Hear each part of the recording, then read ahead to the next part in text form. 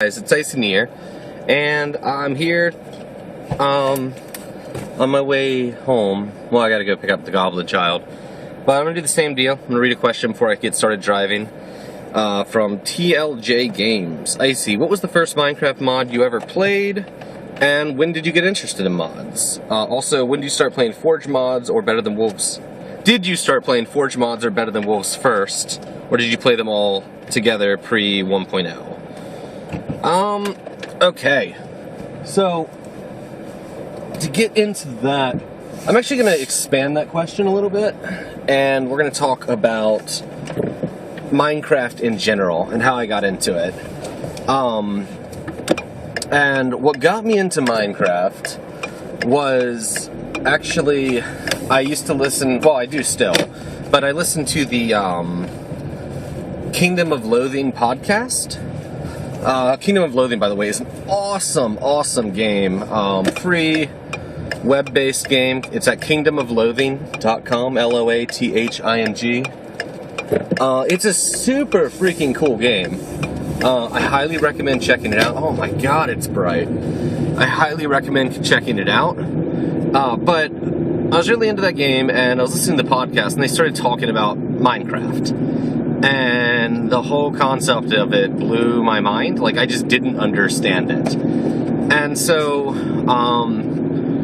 I was working with my cousin at his e-cigarette store that he owned. And I was spending the night at his house, and basically, he had started to get into it, and I was like, yeah, this seems interesting. And so, if I can be completely honest, we torrented the cracked clients so that we could start up a server together.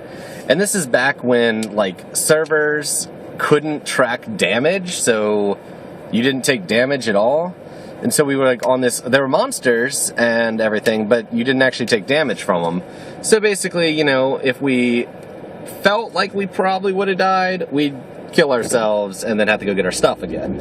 It was a really weird time, but I got really addicted to it, and the three of us, my cousin, myself, and another coworker, a real cool guy, we played a lot. I mean, just a shit ton on that local server. Had a great time with it, and eventually I was like, screw it, I'm buying this game. You know, I've gotten a shit ton of enjoyment out of it, and I bought Minecraft. So the reason I ended up buying it was actually just like, oh, this is so frustrating to have to deal with all the weirdness of the cracked client and all that jazz. So, boom, there we go. I've got Minecraft now. And I played vanilla for quite a while. And then I started, you know, fast forward a few years, and I'd still been playing on and off. I got really into Bukkit and various plugins for Bukkit. I did a little bit of Bukkit development, and then oh my god, sorry, the sun is in a position that is killer on my eyes right now. But then I started streaming, and the very first thing I ever streamed was actually Minecraft. It was Vex Super the hardcore map, the Sea of Flames 2. That was the first thing I ever streamed, and that was really fun. And I played vanilla Minecraft for a very, very long time. And the first mod I ever used, it's a really hard question, and I'm trying to remember. I'm not going to be able to give an accurate answer to that, because it was some map mod. Like, that's all I know. It was some mini map mod that someone was like, hey, you should check this out, and taught me how to install. And I think they actually sent me a modified jar because I just didn't know what the hell I was doing. I was very inept. And then, you know, I started being told about all these, you know, Forge mods and such. And I was like, and I looked and I was interested. But the next mod I really started playing was Better Than Wolves. I remember my first experience with Better Than Wolves. I could not find a wolf for the freaking life of me. And this is way back. It was, I think it was probably not long after Better Than Wolves switched out of Forge, or stopped like, you know, broke off of Forge. Broke off of being a Forge mod. I remember I had to use Mod Loader. It took me a while to get it working right, but I finally figured it out.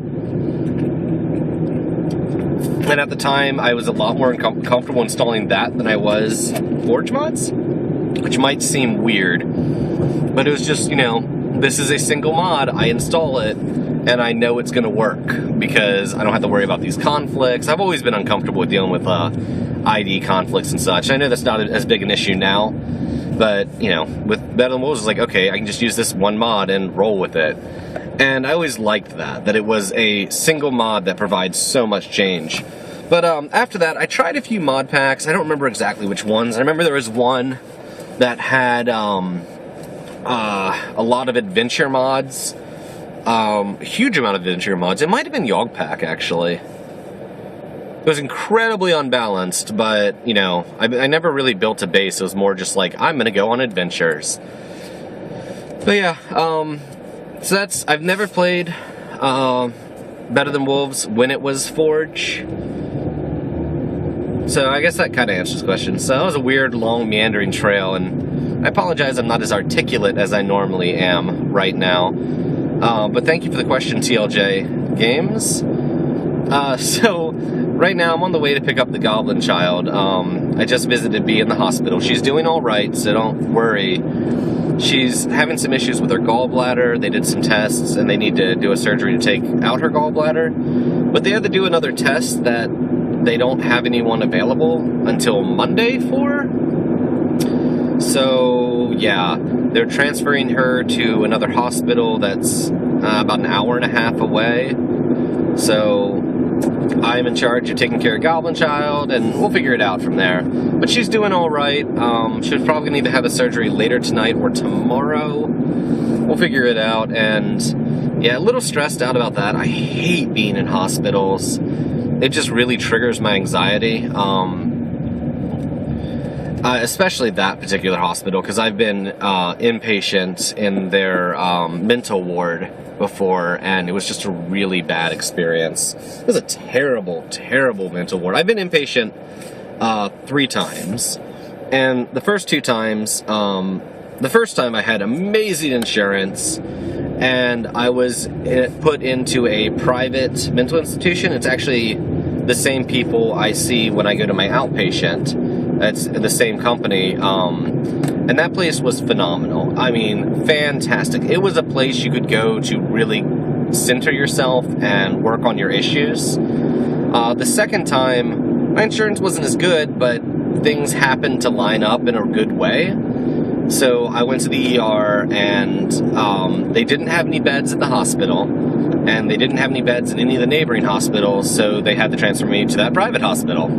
So I was happy about that. And then the third time I was inpatient, it was at my local hospital, which was just the worst experience. And that was, it wasn't a place to get better. It was a place that, you know, you could be watched until you were past crisis. And that was kind of all it was. It wasn't, you know, it really wasn't a place to work on yourself. It was a place to not want to kill yourself and stabilize, essentially. There's a really big difference, and I'll probably talk about that at some point. My experiences in mental hospitals. We've got some great stories. Like, okay, my very first time, we were in a group therapy session, like a big group therapy session, and it was being run by student nurses. And I feel so sorry for these girls, because we were talking about anger. And we had to go around the circle, and everyone had to tell, you know, what's something that would make you angry? Oh, now, how would you deal with that thing? And they get to this one guy who, okay, we're in a mental institution, so I know everyone's a little bit crazy, but this guy was out there. Like, he told me the last thing he remembered before waking up in this mental institution in Maryland,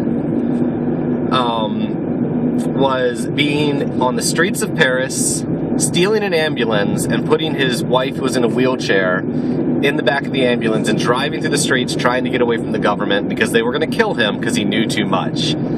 He hit a pole, and then he woke up in this hospital in Maryland.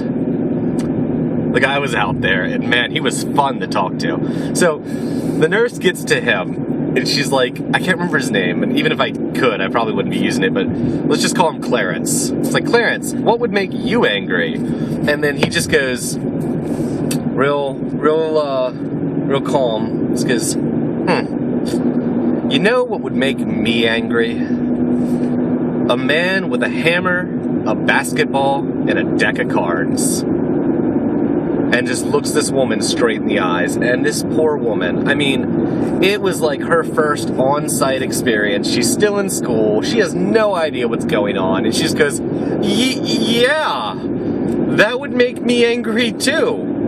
What would we do about that? And he just looks at her dead in the eyes. Just goes, I would try like hell to not let him kill me.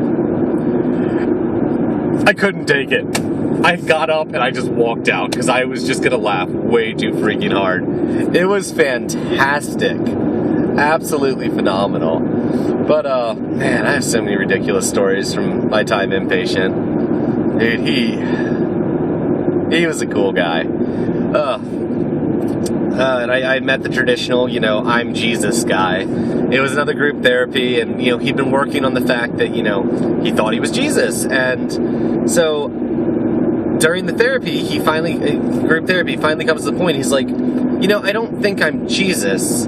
I see myself as a Christ-like figure. And I've gone through a lot of pain and suffering to better the people I care about. And so, at that point, I got called out to get a doctor checkup. So I went out, and then you're not allowed to enter the group therapy if you're not there when it's, if you leave group therapy, you're not allowed to come back, basically, because they don't want the interruption. So I was sitting outside the door after I was done, and I was waiting there, and then everyone starts filing out, and he leans over to me and goes, Anthony, don't let that fool you. I'm really Jesus, and walks away. This is the first time the guy had spoken to me directly, ever. And that is what he has to say to me. I'm really Jesus. And he just walks away. Like, how do you deal with that?